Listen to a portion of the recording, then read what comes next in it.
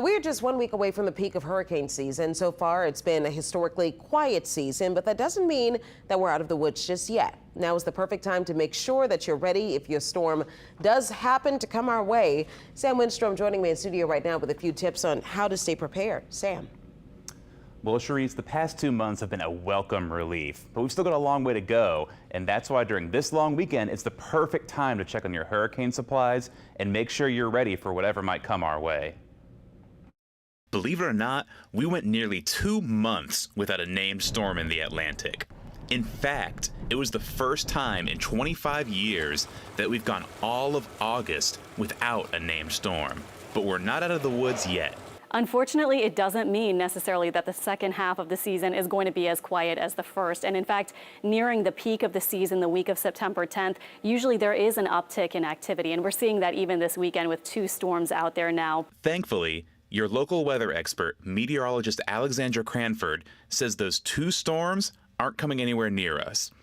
But they're a good reminder that we need to be prepared for anything. It was really just a great treat to have such a quiet spell to start the season, but we do have a whole second half to go, and that could be active. So if you're planning on riding out the storm at home, you'll need some supplies. You should have enough non-perishable food items to last you at least 3 days and 3 gallons of water per person, as well as batteries, flashlights, a first aid kit, an emergency radio, and whatever medications you'll need. And keep this in mind.